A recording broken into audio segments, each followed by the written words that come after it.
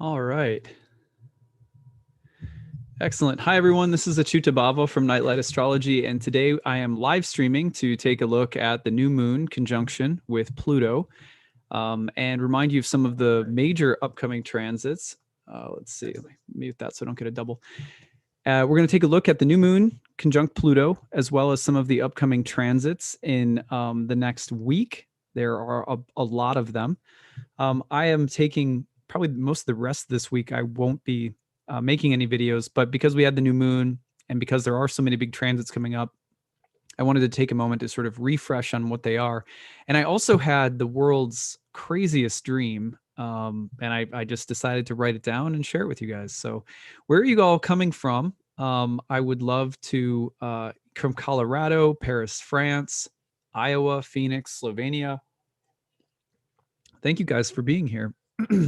From Macedonia. Wow, Toronto. Really great. All right, so let's dive into it. I've got a client after this, so I've got to kind of be a little quicker today.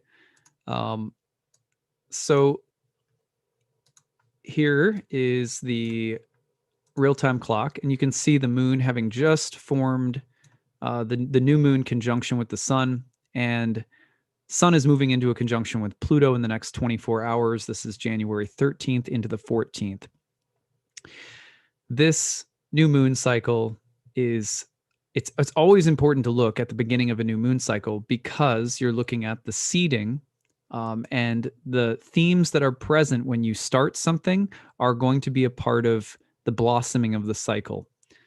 This is a crazy cycle. I will just let you know that this could arguably be the most intense month of 2021. So if you thought we were putting 2020's madness in the rear view right away, think again. At least the first 2 months of the year are still, there's especially January is loaded with very powerful transits that are unique. They don't happen every day. Anyway, let's talk a little bit about Sun-Pluto and what you can expect from this transit. Also, if you guys are still streaming, coming in live right now, I'd love to hear where you're coming from. How are you all doing out there as well? So Sun-Pluto, let's just combine it. I've said this, you've heard me say this a bunch before, but one of the main phrases that I use is the death of a solar figure. By that, I mean ego, leader, father, king, queen, CEO, etc. So whoever has central authority, whoever has the decision-making power, or whoever is seated on a throne of one kind or another, literally or figuratively, this is a moment of death and rebirth, of very deep transformation around those kinds of figures in our lives.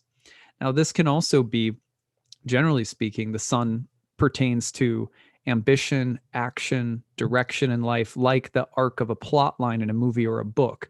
When the sun hits Pluto by a hard aspect, especially a conjunction, then what you're seeing is a major turn, like if you've probably heard the phrase that really flipped my script. You know what I mean? So you have this moment of very deep, powerful transformation in terms of the narrative arc.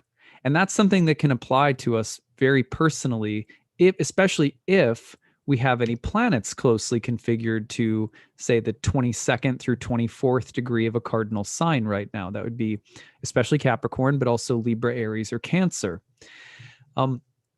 It's also a moment in the news or in the collective where we can very clearly see the Sun-Pluto themes playing out. For example, we have right now a very contentious transfer of power, and I believe on this very day, some voting is taking place on impeaching the president again.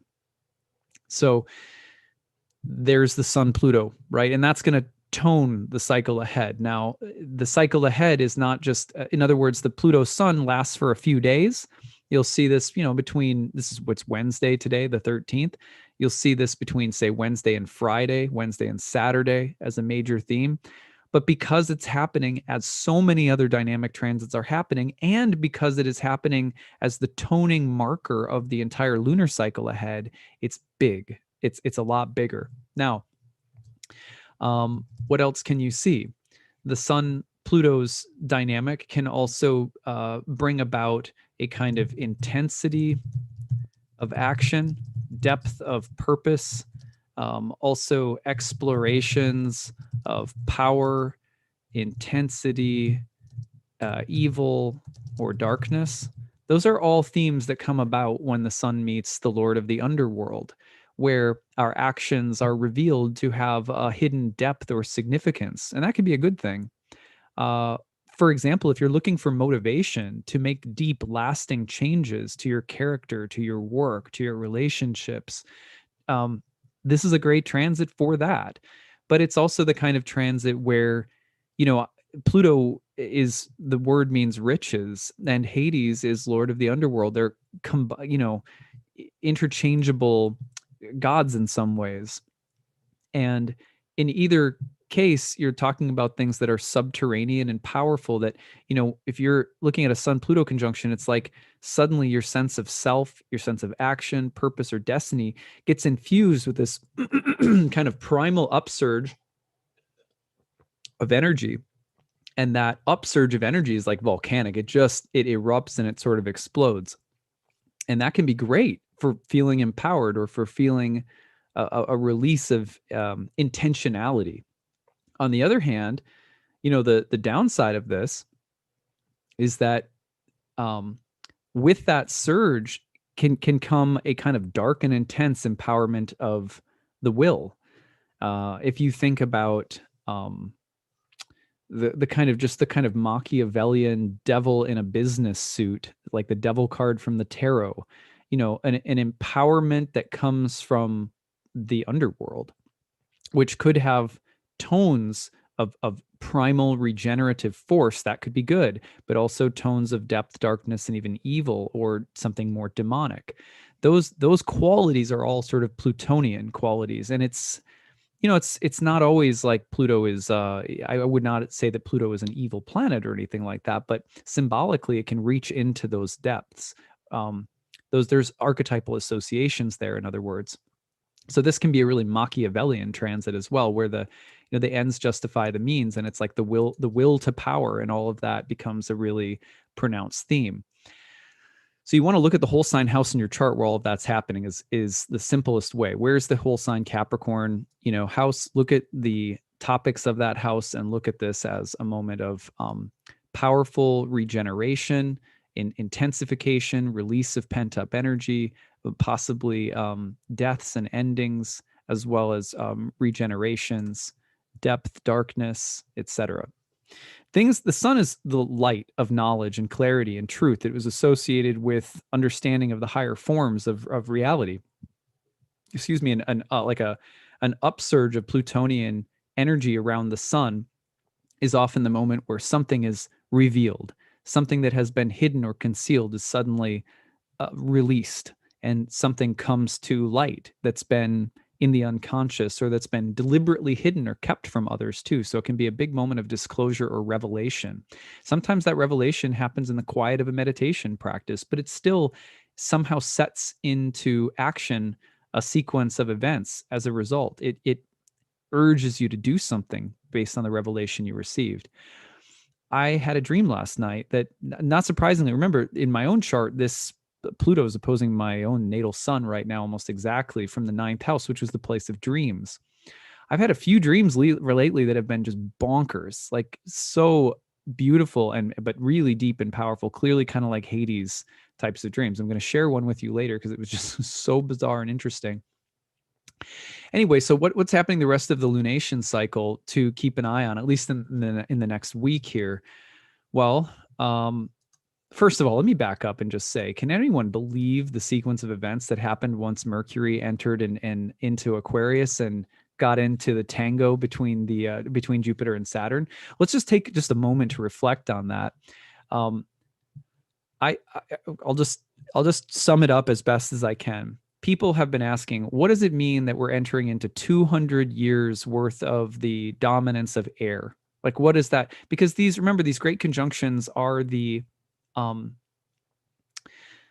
have always been associated with the establishment of new reigns of like kings or rulers or governments or eras in the collective, the society. And 200 years of air being established, I talked about a lot, right, in my video series that I did on the Great Conjunction. But one of the things that I mentioned is you're going to see technology increasingly take on more power and a bigger and more dominant and likely more controversial role, especially by 2023 when Pluto enters Uranus, where then those underground, subterranean, and sometimes dark forces are going to just start coming in and making all airy technological things a lot more controversial and loaded and fraught with interesting we're going to be navigating some really interesting territory in the landscape of technology, right? What happens as soon as Mercury enters and hits Saturn? The president was banned from a social media platform, and all these debates ensue about the rights of a company, the free speech, and in the right to free speech versus the rights of a private company, the rights of a technology company to censor people or not. And I'm not going to tell you how to think about any of that, but I will say, if you can't see the technocratic kings of the world asserting themselves very powerfully in that moment as Mercury, the god of communication, conjoins Saturn, god of limitation and constraint, after this great conjunction happens, that is it couldn't be a clearer picture of the kind of era that we're entering into, which I'll just say this as well, even though I'm personally not, you guys know I've said this before, I'm more increasingly becoming sort of apolitical. I'm not someone who believes the material world is a joke or an illusion, but I increasingly think that the real revolution is spiritual in nature, and that secondarily to that is from the outflow of spiritual focus in our lives comes the insight about how and where we can actually make an impact in the world. And I kind of think you can't put the cart before the horse in that sense. And that's becoming increasingly important in my own private life. I'm not telling anyone out there how to think. That's just me. So, but I will say that, like, as much as I personally am not a fan of, Donald Trump's Twitter account, God bless you if you are, but I look at that the censoring of his account, and I get the arguments as to why, but I'm just a little bit worried, because as an astrologer I can see the technocratic kings of the world, so to speak, asserting dominance right now, and I'm like, look, what we resist persists. I believe that very deeply, and what we oppose we inevitably get entangled with. And things that we oppose and try to move out to the margins grow in the shade, even our enemies. So even though I personally am not, like, I kind of would, in a worldly sense, Donald Trump's agenda would be, I would see that as like something that opposes my own values, right? Doesn't matter, whatever side you may find yourself on. The point is that what we resist persists, and what we censor tends to grow in ways that you can't predict. And so I'm just the whole thing is, and hence why I've been taking a break from politics, right? But at any rate, just note that airy dominance that came in right away when Mercury hit Saturn in Aquarius right after the Grand Conjunction, or the Great Conjunction. All right, anyway, that's neither here nor there. Please be kind to one another in the chat box. Nasty things will obviously, I don't let nasty people want to debate. I don't censor people's thoughts, but I do delete posts that are just mean, so to me or to anyone else. Anyway, all right, so the other transits that are playing out, wow, I mean, just wow. Let's take a look at this. The 17th through the 23rd is bananas. You've got Jupiter, god of expansion, a simple keyword, hitting the god of revolution. So you have the revolutionary impulse, which is disruptive, original, inventive, rebellious, defiant, eccentric and unpredictable, erratic, sometimes suddenly and violently destructive of existing structures or traditions or stability. You've got that planet Uranus hitting Jupiter, who basically puts it on steroids, expands it, fills it with belief and conviction. Jupiter in the ancient tradition was the god of law and order, not Saturn. Saturn is more a planet of degeneration, winter, decay, endings, death, impermanence. Jupiter is the one of law and order, is the god of law and order. So you have the god of law and order squaring the god of rebellion and defiance, I want a new order and I don't care what anyone thinks, or I'm the potential for authoritarianism right now is very strong. So that like it's going to be this way. This is the most enlightened order. This is the law. Like just that energy archetypally right now is just in the air. Um, Now you also have so that's square, but personally, that square can be really nice.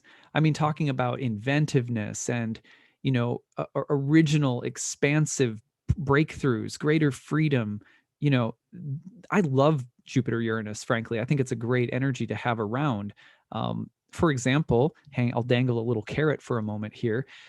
This energy is, I'll just stop for a second. I'm in the process of getting ready to launch a fourth program. So I've always had this dream for 10 years now of slowly building like the equivalent of like a 4-year degree. And I have 3 1-year programs right now. I've got my first year, my second year, Hellenistic courses and natal work. And then I have my horary program. And then I have a fourth course that I'm just getting ready to launch. It'll be going later on this year in 2021. But the crystallization of that project came through as Jupiter is squaring Uranus and Jupiter's crossing the midheaven in my career house. Right. So, and I'm really excited about it because I feel like it's probably going to be maybe one of my best ideas in terms of curriculum and a program that I've developed. It's maybe my best idea so far. I'm just really excited about it.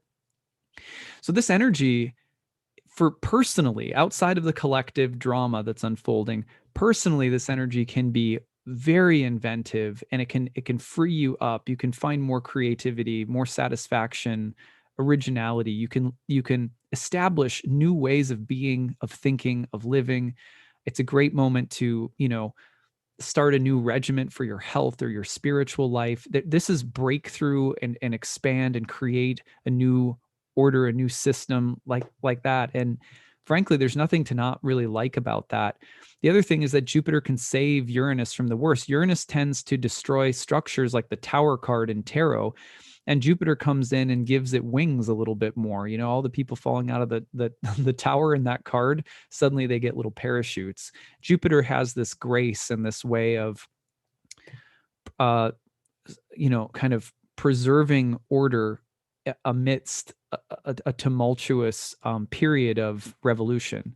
So that's nice. To see Jupiter there is not entirely bad, but it also can put Uranus on steroids in some ways. And then the thing that complicates it, let's go back to the real-time clock here, is Mars. If it were just Jupiter and Uranus, it's a big transit. It's a huge transit, but now you're adding Mars into the mix. Plus Saturn is going to square Uranus next month. So that Jupiter-Uranus transit perfects the 17th into the 18th. And then you're getting Mars hitting it on the 20th, inauguration day here in the US.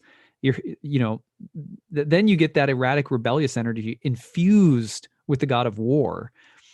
And then the 20th to the 23rd, then Mars goes through a square with Jupiter, and you're putting the god of war on steroids and giving it the zeal and the kind of potential authoritarian energy or sort of militaristic energy of Jupiter. Jupiter and Mars go together in the sense of like military captains, crusaders, missionaries. It has that kind of take action with the sense of order, power, governance, unity, philosophical or ethical conviction, moral superiority, things like that. So that's a gnarly set of transits, I will tell you right now, especially given that the month starts with the conjunction to Pluto from the new moon. So that's what we're looking at. And I wanted to just get you all ready for it. That's the 17th to the 23rd. I'm telling you, I think it's the biggest transits of the year. But we'll see, because there's a few other months that are also on my list.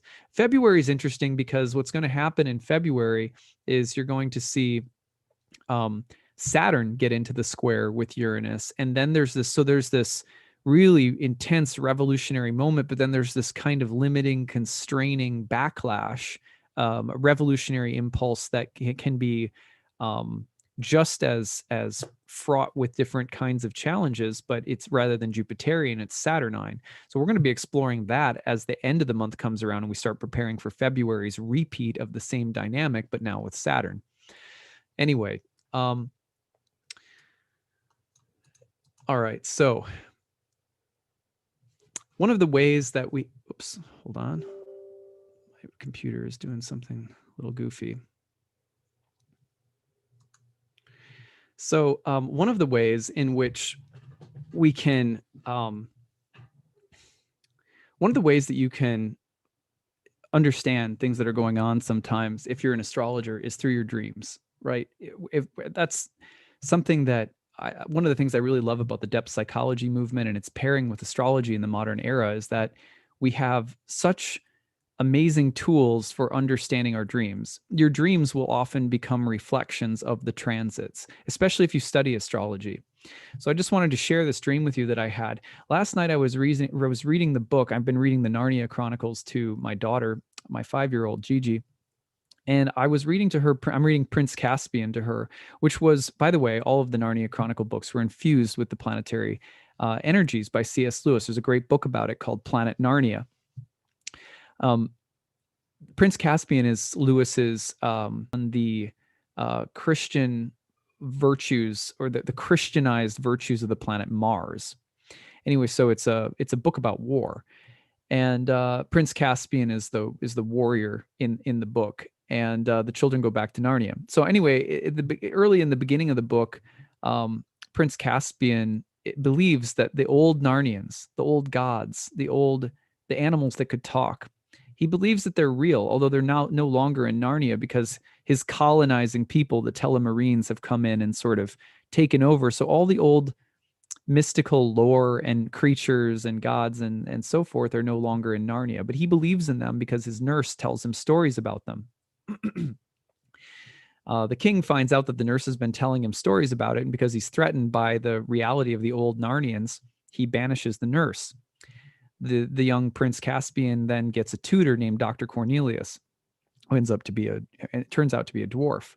So they go up to the top of the tower one night so that he can, in secret, tell Prince Caspian about the reality of the old Narnians, of the old gods and the old ways of life, the old mystical and magical. And he goes up to tell him, and as he is telling them, there are two planets in the sky coming together to form a great conjunction. And Lewis, there's a Lewis scholar who wrote a book about this, and the two planets that are coming together could very well mirror our great conjunction. Anyway, I found that really interesting. So I'm reading this, and he's talking to Prince Caspian about how every 200 years, this great conjunction between these two planets occurs, and that it marks the beginning of the revival of something, a change for the better, but fraught with peril. So and he's telling Prince Caspian this, and by the way, old Narnia and all the old gods are real. So I asked, my daughter paused and she said, what does that mean? What does it mean that these two planets were coming together?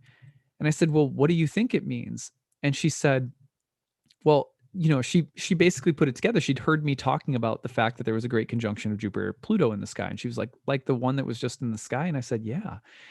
And I said, what do you think that it means right now? What do you think is going to happen in the world? And she said the sweetest thing. She said, well, I sure hope that she said, there might be an earthquake. Random. I have not, even though you've heard me talk about earthquakes, I have not uttered a word around her about that because I wouldn't ever want to worry her. She goes, well, there might be an earthquake, but then hopefully the old gods will come back. And because she was obviously connecting it to Narnia. And I just thought, it was just so, I don't know, so out of the mouths of babes. It was so sweet. I love the age that she's at right now, where just the most amazing things fly out of her mouth. So at any rate, this is all to segue because that had been in my head. I couldn't stop thinking about how sweet and innocent and pure what she had said was. In the meantime, I got myself for Christmas, I got what's called a weighted blanket. Have you guys ever heard of this? It's a real thing. it's like a heavy blanket, and people say that it helps you sleep. If you're a light sleeper, you toss and turn, or you have anxiety or nightmares, or and I have been with the moon, by the way, in my chart, in Capricorn in the ninth house. That's a place that's associated with dreams and omens, and of course the moon in that house is prone to people who dream very vividly, or and I have a debilitated moon in that house, so I've always had a lot of nightmares and just like really rough sleep. And I've tried everything, herbs. I mean, just I absolutely am not asking for advice. Finally, someone said, "Have you tried a weighted blanket?" And I was like, "A weighted blanket? Like, what is that?" So I tried it, and I will tell you right now, it has not solved everything, but it is the most helpful thing I have ever used in my life for my light sleeping issues. And last night, as I was like, wrapping in my weighted blanket, and I was sitting there thinking um, about my daughter and what she had said about the Great Conjunction. I just said, once in a great while, I'll just ask, can I have a dream to help me make sense of what's going on right now? Because sometimes I just feel overwhelmed by it all. And I mean, I have interpretive language and experience with astrology, but it's been really overwhelming lately. So I just said, any insight that I could get in a dream would be great. And the reason that I also thought is I thought, well, I'd love to see because I haven't really been very aware of my dreams since using the weighted blanket. And I kind of think that's a good thing, frankly, because I'm thankful that I'm not tossing and turning all night and like having really rocky dreams. So I was a little hesitant because I was like, well, I don't, this blanket's really nice, but I kind of also I just really love to have some clarity in a dream or something. Anyway, so this is the bizarre sequence that led me to actually having a dream last night that was one of the most vivid dreams I've had in a long time, which I want to share with you now. So, in this dream, which I had from the comfort of my little cocooned weighted blanket, it was just incredible. So, I'm at the center of a city that is clearly it's like in a post-apocalyptic state. So it's like New York City, but sort of like the skies are dark, like everything is there's like fires, like that. So it's like a post-apocalyptic wasteland setting. And I'm at the center of a city, and I'm standing next to like a clock tower. But it's not very big. It's like maybe 15 feet tall. So it's not like it's not like enormous or anything. I'm at a clock tower, and there are stone engravings all over it, like runes, and they're sort of glowing. And it's a different language that I don't understand. And at the center of the clock is a crab, right? And so it immediately recognized it as the crab of Cancer, the moon sign. And the clock itself that's at the center of the clock, and the arms around the clock there's many of them. It's not like a normal clock. There's like lots of them, and I understand that it's some kind of astrological clock because of the runes and because of the crab at the center and so forth. And what I realize, because the clock is moving, right, but there's kind of a crack in the foundation of the pillar where the clock is, and I realized that there's been an earthquake, and that the earthquake has started this different kind of timing device that for whatever reason was there as like a piece of art, but has now awakened in some weird form of technology. Right? So how, like, you see how the archetypal this is already? Anyway, so this earthquake had caused this bizarre, almost otherworldly um, technology to start working, to start running. And it wasn't like a countdown clock to something bad happening. It was just some technology of time that was suddenly awakening. Really bizarre. And then I realized that the moon was rising. The moon was coming up. And I was looking around, and there's all these people moving in groups. There were ethnic groups, cultural groups, racial, religious, political, like all sorts of groups. And I just intuited, like the way that I understood that there were just these abundance of people moving in packs was because it was just like an intuition. When I looked around, I realized, oh, like, okay, these are people identifying by like their income or their race or their religious or political or whatever, their gender, their sex, or their non-conformity to this or to that or whatever. Like there's all of these groups, and people are coming together in them, taking shelter because everything is really uncertain and dark and chaotic in this scene right now. And so like everyone's going into these groups.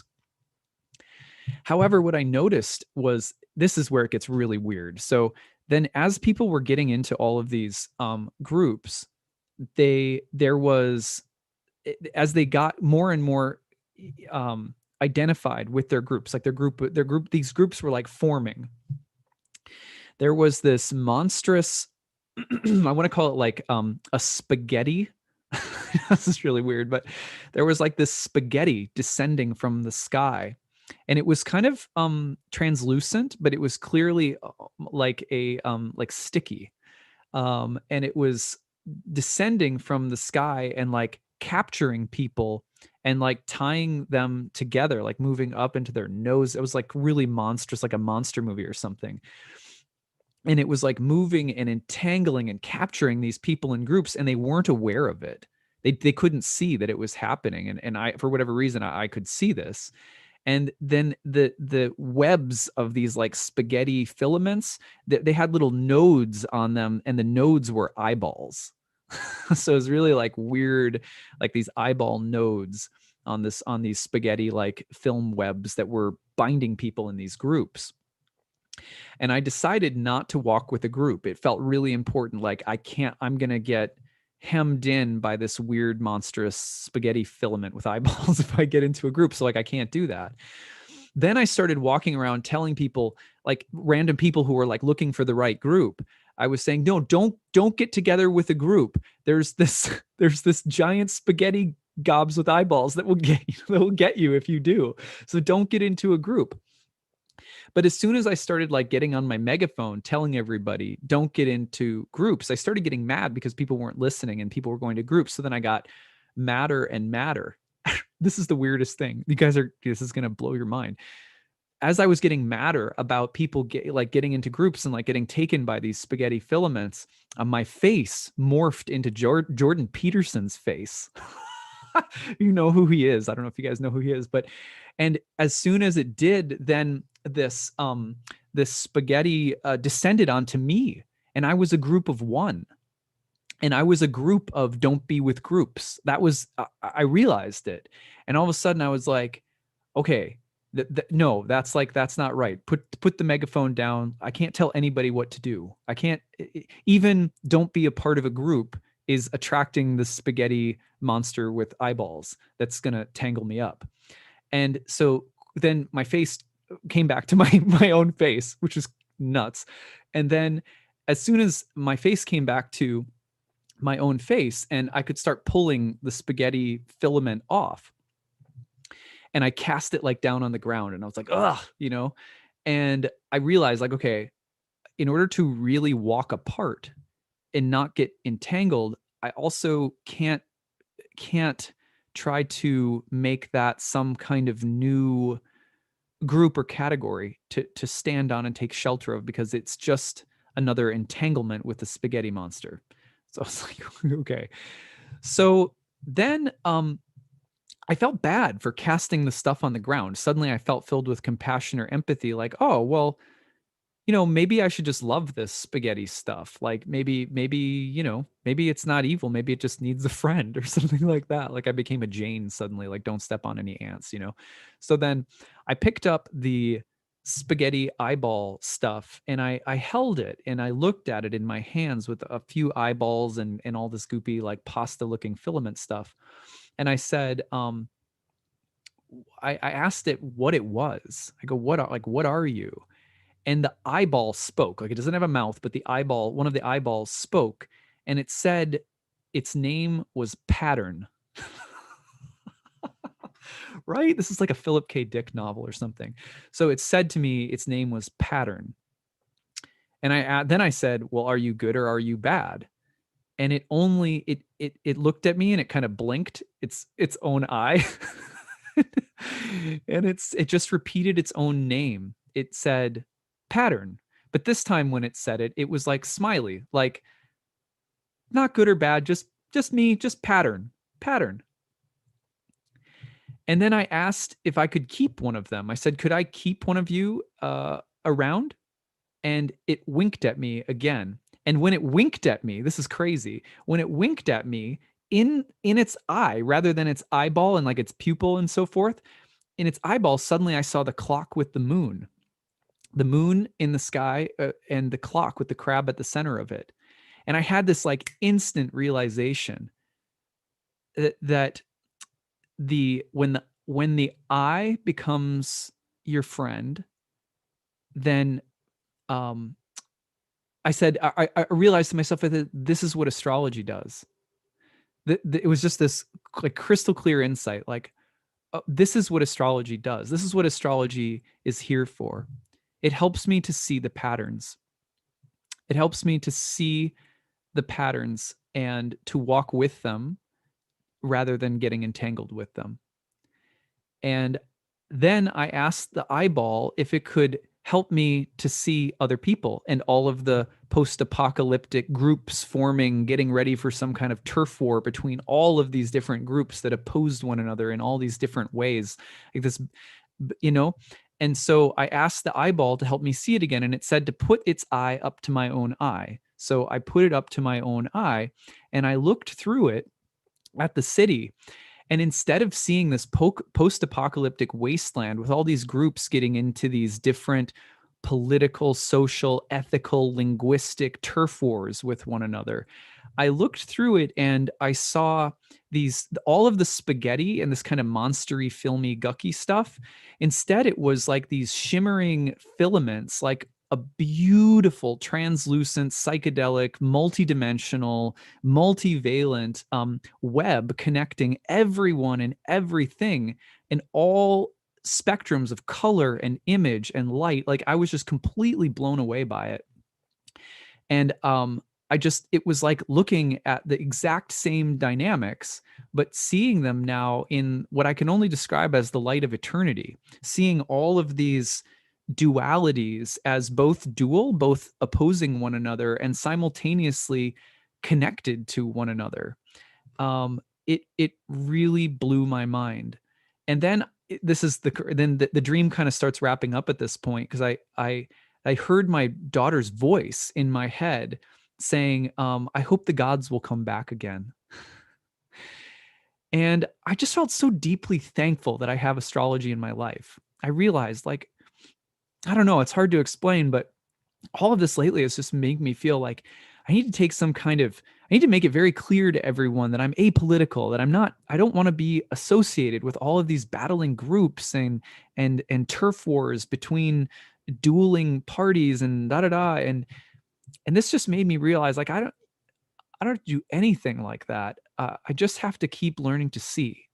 I just have to keep learning to see. And I'm so thankful that I have astrology in my life to help me with that. And then I have my daughters, because they help me see that way. So anyway, I came away and I wrote this down. I said, we can't escape pattern, which you could say is our entanglement in the ever battling wars of opposing groups, linguistic paradigms. All of these groups are enabled and entangled with one another. And even if we try to set ourselves apart from it as an opposition to it, we get entangled. So astrology is the grace that helps us to see by means of the pattern, which turns from monstrous Maya into laughing Leela. So I wanted to share with you that story today. I hope it's very useful to you. I hope that it gives you some sense that there's something. Sorry, I'm so emotional.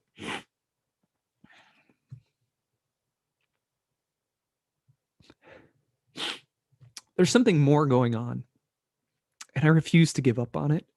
And that's all I have to say about it. So I hope you guys have a really good day. And I plan on taking more days off this week just to really try to be good to myself. And I hope that you guys do too. It's an intense time. So pick up a boogery eyeball where you can and learn to see it with your heart. All right. Take it easy, guys.